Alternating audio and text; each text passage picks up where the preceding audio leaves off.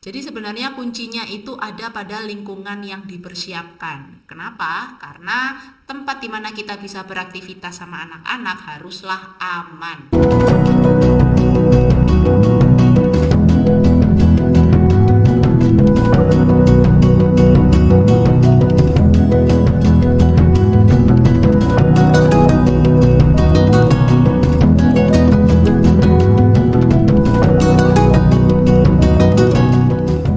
Hai teman Bona, kembali lagi di channel Miss Bona di segmen Tips Parenting mendampingi anak berproses secara akademis.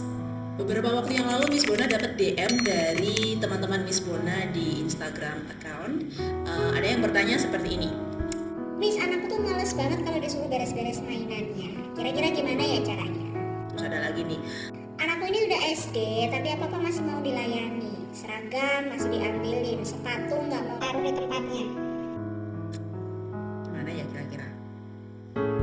Hal-hal seperti ini memang cukup dramatis sih kalau di rumah ya, nggak bisa kita hindari. Dan memang Miss Bona sendiri juga sering menemui beberapa orang tua itu juga berusaha mendisiplinkan anak ya.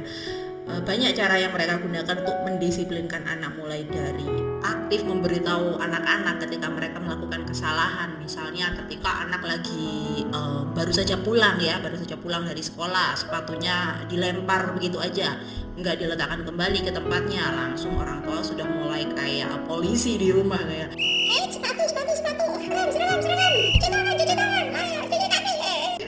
udah yang seperti itu. Banyak sekali yang menggunakan cara-cara demikian, tetapi juga banyak yang kemudian mengeluhkan bahwasanya kenapa kok malah nggak nurut, kenapa kok malah nggak ada perubahan gitu ya. Jadi sebenarnya kedisiplinan itu sendiri ada dua macam ya, ada namanya disiplin internal dan disiplin eksternal. Kalau disiplin internal adalah disiplin yang lahirnya dari dalam diri si anak, artinya anak itu melakukan dengan sukacita, tanpa paksaan, tanpa ada embel-embel. Kalau aku melakukan, aku akan mendapatkan sesuatu sebagai hadiah. Itu disiplin internal. Disiplin yang kedua adalah disiplin eksternal, di mana disiplin tersebut lahir dari lingkungannya. Dia melakukan sesuatu ketika dia tahu bahwa dia disuruh, atau kalau dia nggak melakukan, dia akan diancam. Misalnya, kalau saya nggak meletakkan sepatu saya di tempatnya, saya nggak akan dapat uang jajan. Atau ketika anak itu mau melakukan sesuatu itu atas dasar karena embel-embel hadiah. Kalau aku meletakkan sepatuku di tempatnya, nanti mama akan kasih aku hadiah. Atau kalau aku mau merapikan seragamku, nanti aku akan dibelikan es krim. Nah, itu adalah disiplin eksternal. Nah, sekarang kita akan berbagi tips bagaimana sih menghadapi anak-anak yang malas dengan kerjaan rumah atau yang nggak terbiasa dengan rutinitas itu sendiri. Jadi sebenarnya anak-anak itu menyerap semua hal dari lingkungannya. Itulah kenapa langkah pertama yang harus kita lakukan adalah memberi contoh. Anak-anak butuh aplikasi yang nyata, butuh sesuatu yang konkret yang bisa dia lihat dan dia saksikan tentang sebuah aktivitas itu sendiri. Apabila anak-anak melihat kita rutin membersihkan piring kotor setelah makan, mereka akan menyerap informasi itu, mereka akan melihat dari situ, nanti akan timbul yang namanya interest. Ketika timbul interest, itu adalah tugas kita untuk bisa memfasilitasi interest anak tersebut. Jadi penting banget supaya ketika kita berharap mereka mau melakukan sesuatu, itu adalah dengan kita memberikan contoh terlebih dahulu, tidak dengan serta-merta kita ngomong dan mereka akan paham. Anak-anak butuh melihat sesuatu yang nyata, yang bisa dia contoh, yang bisa dia tiru. Karena seperti yang sering kita dengar bahwa anak-anak adalah peniru ulung. Yes, karena mereka menyerap semuanya dari lingkungan di sekitarnya yang terdekat sama mereka. Langkah yang kedua adalah minta anak memperhatikan. Jadi ketika kita ingin anak-anak terbiasa dengan misalnya menyapu ya, untuk anak-anak mungkin yang udah usia 6 tahun atau 7 tahun atau 5 tahun bahkan, it's okay, nggak masalah. Yang penting sapunya kita siapkan sapu yang agak lebih pendek. Seandainya kita ingin anak-anak bisa mandiri dengan membersihkan sendiri area belajarnya, menyapu misalnya, setelah kita memberikan contoh, oke, kita bisa minta mereka untuk memperhatikan. Ketika anak itu memperhatikan, maka nanti dia akan berpikir ya di kepalanya, ternyata memegang sapu seperti ini, harus seperti ini, tangan kanan begini, tangan kiri begini, gerakannya harus begini. Nah, mereka akan melihat, mengamati, anak-anak itu akan mengamati semuanya. Jadi nggak ada salahnya kalau misalnya ketika kita sedang melakukan pekerjaan rumah seperti menyapu, kita bisa minta sama mereka, boleh nggak kamu duduk sebelah sini sambil kamu lihat saya menyapu area ini, kamu perhatikan ya. Biarkan anak itu menikmati, memperhatikan, itu oke, nggak masalah karena mereka sedang mengamati. Setelah anak-anak sudah diberi contoh, kemudian mereka juga duduk tenang dan mengamati, saatnya kita untuk mempersilahkan mereka mencoba. Ini memang gak mudah bagi sebagian orang tua ya. Mencuci piring misalnya, untuk beberapa orang tua mungkin akan khawatir piringnya pecah, kena di tangan anaknya, nanti meleset dan sebagainya. Banyak sekali kekhawatiran, gak bersih terutama. Repot? Ya, memang repot. Nggak masalah ya. Jadi akan ada harga yang harus dibayar, waktu, tenaga harus kita siapkan. Hati kita terutama ya. Siap nggak kita kalau kita ngelihat anak-anak kita bekerja tapi hasilnya nggak sesuai dengan maunya kita? Nggak apa-apa, mereka kan anak-anak, kita kan orang dewasa. Kita nggak bisa menuntut anak-anak untuk bisa melakukan hal-hal dan hasilnya sama seperti yang orang dewasa lakukan.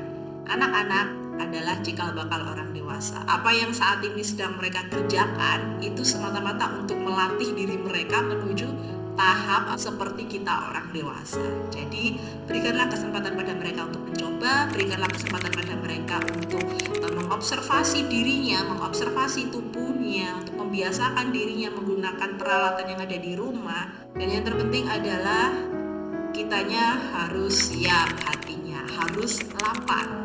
Langkah selanjutnya setelah mereka sudah menerima contoh, setelah mereka sudah mengamati, dan setelah mereka kita persilakan untuk melakukan, mereka kepingin nih akhirnya melakukan. Maka apa yang harus kita lakukan? Kita dampingi mereka, bukan kita tinggal. Jadi kalau misalnya anak itu mau mencoba untuk mencuci piring, ya kita harus dampingi. Kita harus ada di sebelahnya dan kita harus mengawasi serta mengobservasi.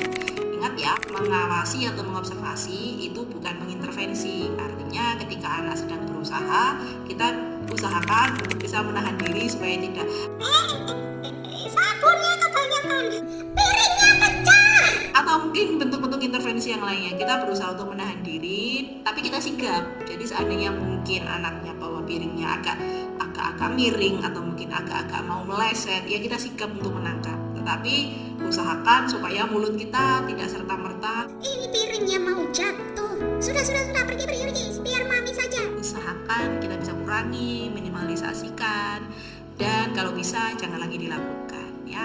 Dengan demikian ketika anak itu melakukan sesuatu dan dia merasa dirinya berguna, dia ada perasaan bahagia, senang. Ketika dia ada perasaan senang, dia mau mengulanginya lagi gitu. Memang akan ada resiko di mana kita akan mengulangi hasil pekerjaan anak. Mungkin hasil pekerjaannya nggak sempurna, nyapunya nggak bersih, cuci piringnya nggak bersih, atau ngelap-ngelap kaca, ngelap-ngelap meja juga nggak bersih. Nggak masalah, kita yang akan mengulanginya. Tetapi dengan anak memiliki interest, dengan anak mau melakukannya, mau mencoba, itu adalah modal awal untuk kita bisa membangun kedisiplinan secara internal. Jadi sudah nggak lagi kita disiplinnya ngasihnya dengan cara teriak sini, teriak sana, suruh sini, suruh sana. Anaknya nggak punya gambaran konkret terhadap hal itu. Tapi ketika dia mencoba melakukan, dia merasakan, dia ngerti rasanya ketika dia berguna bagi lingkungannya, bisa melakukannya sendiri, nanti anaknya akan ketagihan. Setelah ketagihan mau coba lagi. Apapun hasil pekerjaan anak, ya kita terima, lapangkan hati kita. Lama-lama anak akan berproses, anak akan menyempurnakan gerakannya, anak akan menjadi expert di bidangnya, anak akan melakukannya, akhirnya hasilnya sama seperti yang kita lakukan. Jadi sebenarnya kuncinya itu ada pada lingkungan yang dipersiapkan. Kenapa? Karena tempat di mana kita bisa beraktivitas sama anak-anak haruslah aman. Aman dari apa? Aman dari benda-benda tajam atau benda-benda yang menurut kita mereka masih belum waktunya untuk menggunakannya, belum waktunya untuk melakukannya. Amankan dari semuanya itu. Yang kedua, poin yang berikutnya adalah mereka melakukannya sesuai dengan tahapan perkembangannya dan tanpa paksaan. Jadi kalau kita tahu anak kita umurnya masih 3 tahun, terus kita berharap mereka bisa mencuci piring sendiri, piring-piring kaca misalnya, iya itu harus kita pertimbangkan lagi ya. Tentu kita tahu anak usia 3 tahun tahapannya apa dulu. Untuk memperkenalkan dia dengan aktivitas mencuci piring dan sebagainya, ya perkenalkan dia dengan aktivitas seperti mencuci mainannya sendiri. Misalnya mainan-mainan plastik, bebek-bebek plastik, ikan-ikan plastik. Kita arahkan anak-anak untuk bisa, ayo kita cuci sama-sama menggunakan spons, menggunakan sabun, itu nggak masalah ya. Jadi kita harus tahu nih tahapan anak kita sampai mana. Apakah anaknya sudah mampu melakukannya atau anaknya perlu stimulasi lanjutan untuk bisa melakukannya secara mandiri. Itu harus kita pertimbangkan sekali lagi. Yang terakhir adalah harus tetap diawasi, jangan ditinggal. Selama kita sedang dalam proses untuk membiasakan mereka melakukan hal tersebut, maka syaratnya adalah tidak boleh ditinggal, tetap menjadi sigap. Jadi tidak intervensi tapi sigap senantiasa. Mari kita membuat anak-anak untuk bisa menyenangi bagaimana merawat lingkungannya, karena hal ini tentu akan berguna buat mereka ketika mereka dewasa. Terima kasih sudah menonton, saya Miss Bona, bye.